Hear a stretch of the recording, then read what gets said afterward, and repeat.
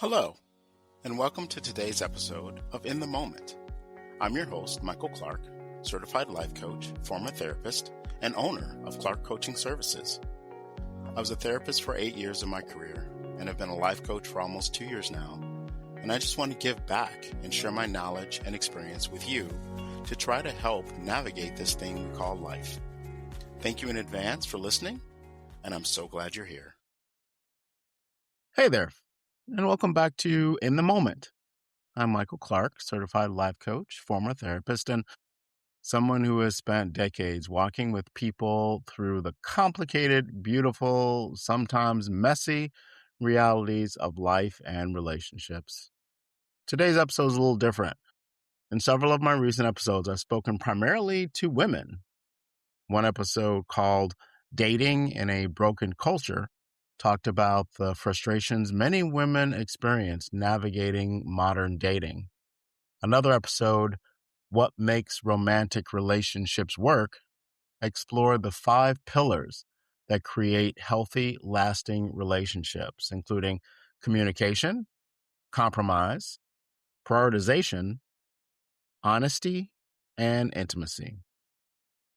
But today, I want to speak directly to men, not about men, not criticizing men, but talking to you. Because if we're being honest, many men want a good relationship. They want connection. They want respect. They want love. They want partnership. They want to love and provide and be that man the singing duo Salt and Pepper describe. But many of us were never actually taught the emotional skills required to build and sustain a good relationship. And that's what today's conversation is about. Not blame, not shame, just honesty. So if you're a man listening right now, whether you're single, dating, married, divorced, or somewhere in between, this episode is for you. And if you're a woman listening, you're welcome here too as well. Because understanding each other better benefits everyone. Let's dig in. First, let's acknowledge something that often gets overlooked. Many men were not raised in environments where emotional communication was modeled. A lot of us grew up hearing things like, man up, don't cry or show your emotions because that's weakness. Handle it yourself. Be strong. Now, don't get me wrong, strength is not a bad thing. Responsibility is not a bad thing. But what many men learned along the way was that emotions were something to suppress rather than understand. And that becomes a real problem once you enter a romantic relationship, because relationships don't run on silence. They run on connection, and connection requires emotional communication. For many men, that can feel unfamiliar, even uncomfortable, and sometimes scary. Not because you don't care, but because you were never taught how to navigate those conversations or how to truly feel or express those feelings. So today, I want to talk through several areas where men commonly struggle in relationships, not because men are broken, but because the skills were never fully developed. Part 1, listening versus fixing. If you get a chance, head over to YouTube and do a search for a video titled, It's Not About the Nail. Again, YouTube, It's Not About the Nail. It's one of my favorite video shorts and has been for years. What is it about? Men often approach problems with a solution mindset. If something is wrong, we want to fix it. Something broke, fix it. Something needs improvement, improve it. Something's not working, solve it. And in many areas of life, that mindset works really well. But in relationships, that approach can backfire because many emotional conversations are not actually requests for solutions, they're requests for understanding. Imagine your partner comes to you and says something like, I had a really stressful day today. A lot of men immediately go into problem solving mode. Well, what happened? You should tell your boss this. You should stop doing that. You should try this instead. And before you know it, you're offering 3 or 4 solutions. But what she might actually want is something much simpler. She might just want you to say, that sounds really frustrating. I'm sure that made your day super long. I'm glad you told me. That's not fixing. That's listening. And listening, real listening, is one of the most powerful relationship skills a man can develop. Part 2, emotional avoidance. Let's talk about something many men struggle with, avoidance. Now, when I say avoidance, I don't mean laziness. I mean avoiding uncomfortable emotional conversations. Maybe your partner wants to talk about something serious. Maybe she says something like, we need to talk. Now, let's be honest for a moment. Most men hear that phrase and immediately feel tension rise in their chest, including me. You might think, what did I do wrong? What is this going to turn into? How long is this conversation going to last? So what happens? Many men shut down. They deflect. They change the subject. They delay the conversation. Or they respond with one-word answers. But here's the thing. Avoidance does not protect the relationship. It slowly erodes it. Because when someone repeatedly feels unheard or dismissed, they begin to feel alone, even while sitting right next to you. Avoidance might feel easier in the moment, but over time, it creates emotional distance. And emotional distance is one of the fastest ways to weaken and ruin and destroy a relationship. Part 3, the pressure men carry. Now, I want to acknowledge something important here. Men carry pressures that often go unspoken. Many men feel responsible for providing, protecting, staying strong, holding everything together. And sometimes that pressure makes emotional vulnerability feel risky because vulnerability can feel like weakness. But the truth is something very different. Emotional openness is not weakness, it's courage, it's trust. And it's one of the things that builds deep connection between two people. I've worked with a few men over the years who genuinely wanted to show up for their partner emotionally. They just didn't know where to begin. Once they started practicing those skills, things changed dramatically in their relationship. Part 4, communication is a skill. In a previous podcast, I talked about communication as one of the 5 pillars of healthy relationships. But here's something many men don't realize. Communication is not something you either have or don't have. It's a skill, just like learning to drive, just like learning to lift weights, just like learning a new language. You may not be perfect at it right away. I know I wasn't. But you can improve it with practice. Simple things can make a huge difference. Making eye contact, putting the phone down, listening fully before responding, asking a follow-up question instead of immediately offering advice. These small behaviors signal something powerful. I'm here. I'm paying attention. You matter. And those signals build trust. Part 5. Intimacy is more than sex. My partner and I watch a show called Love is Blind, where 2 people build an emotional connection without ever seeing one another until that connection becomes so strong that a wedding is in the picture. Once a couple see one another and get into the quote unquote real world, they then see if they are truly compatible. In the latest season of the show, most of the couples separated, and the primary reason was lack of intimacy. This is an area where men and women often misunderstand each other. Many men associate intimacy primarily with physical connection. Now, granted, that's part of it. Sex, touch, physical closeness, those things absolutely matter. But intimacy also includes emotional closeness, feeling understood, feeling safe, feeling accepted.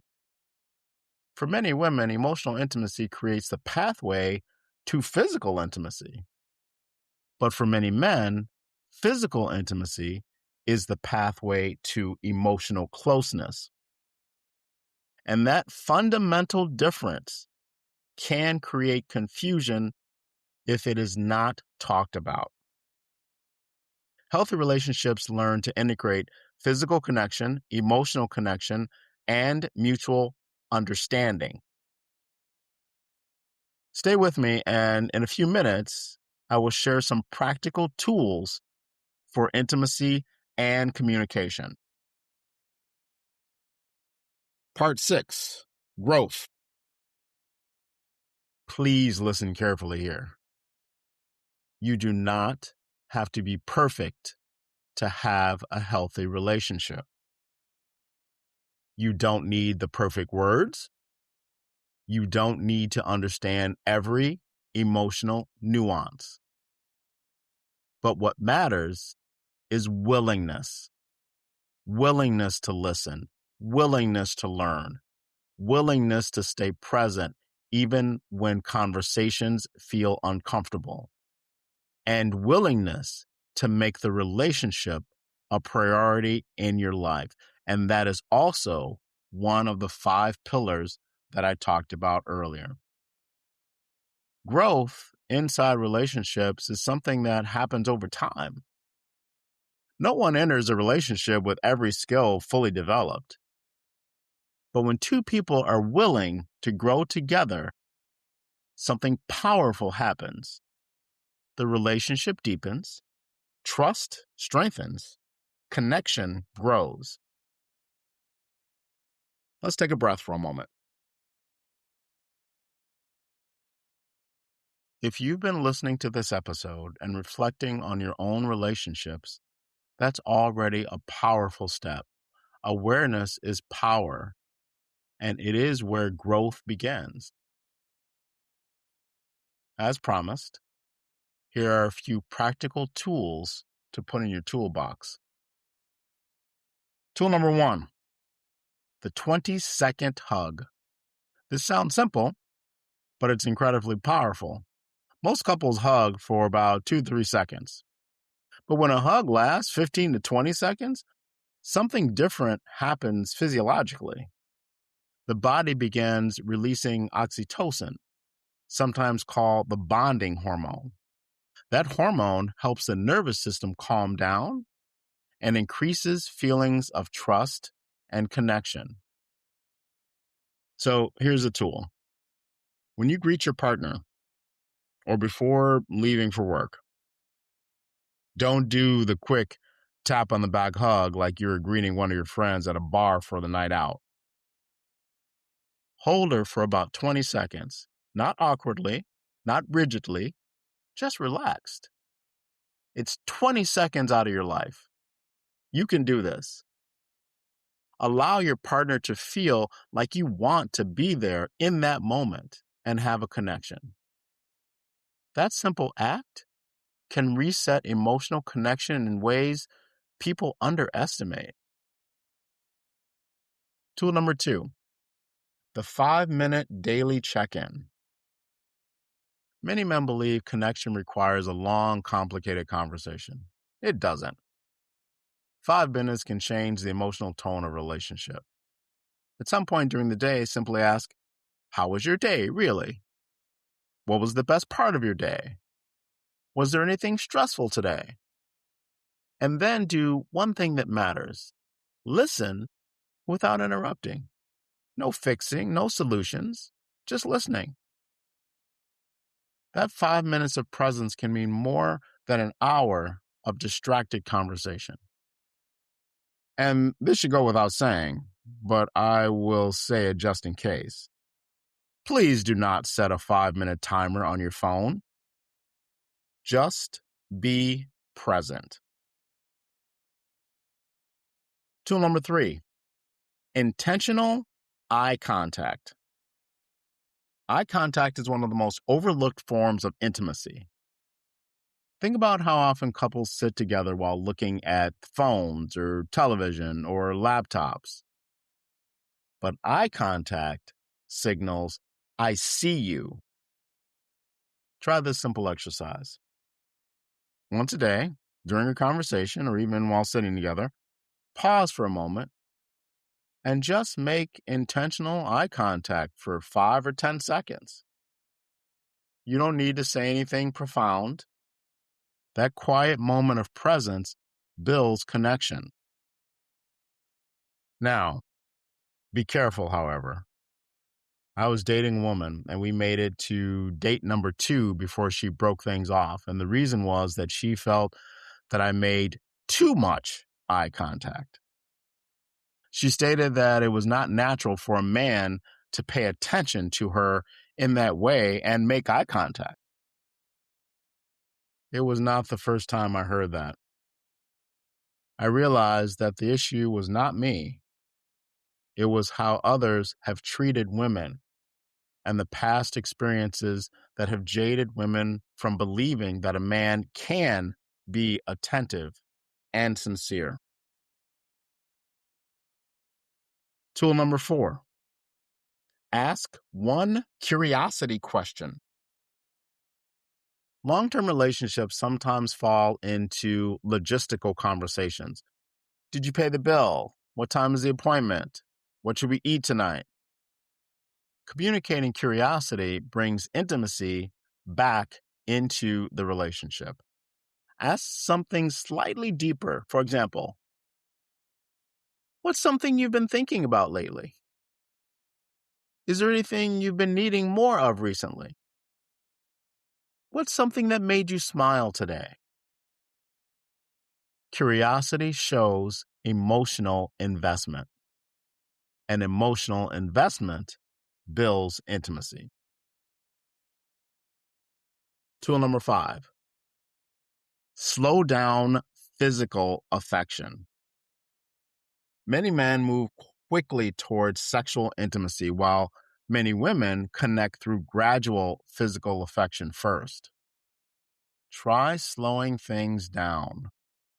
Holding hands during a walk. Sitting close on the sofa. Touching her back while talking. Kissing slowly instead of quickly. Affection that is not immediately sexual can create safety and emotional closeness. And ironically, that often improves sexual intimacy later. Tool number 6, the appreciation habit. One of the fastest ways intimacy fades in relationships is when partners feel taken for granted. A simple daily habit can reverse that. Once a day, say one thing you appreciate about your partner. It could be small. I appreciate how hard you worked today. Thank you for handling that earlier. I love the way you care about people. This reinforces emotional connection. But please don't fake it. Meaning, if you're going to say something that you appreciate about your partner, be sincere. Actually think about what you truly appreciate about your partner. And one more. Tool number 7, the stay present practice. One of the biggest communication killers is distraction. If your partner is talking and you're scrolling through your phone, the message received is, "I'm not really here." So here's a simple rule.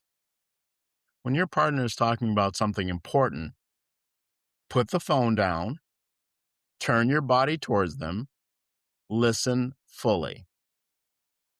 That physical posture communicates emotional presence. Now, if you think I'm making all this up and you're not buying into what I'm selling here, I have a challenge for you. I challenge you, ask your partner to listen to this podcast, or even just part of it, and see if she thinks this is all BS. Now, before we wrap up, I want to say something to the women who may be listening as well. Men are capable of emotional growth. Many simply need the opportunity, encouragement, and sometimes the guidance to develop those skills. Relationships thrive when both partners are willing to learn about each other and accept one another for who they are. Don't try to change one another. If today's conversation resonated with you, whether you're a man trying to improve your relationship skills or someone trying to understand the dynamics inside your relationship better, I invite you to reach out. As a life coach and transformation specialist and former therapist, I work with individuals and couples who want to build stronger, healthier connections. You can find me at clarkcoachingservices.com. And if this episode helped you, consider sharing it. You never know who might be struggling quietly in their relationship right now. So let's quickly recap. 1, listening is often more important than fixing. 2, avoiding emotional conversations slowly damages connection. 3, many men carry pressures that make vulnerability feel difficult. 4, communication is a skill that can be developed. And 5, intimacy includes both emotional and physical connection. And most importantly, healthy relationships are not built on perfection. They're built on presence, effort, and growth. I'll see you next time on In the Moment.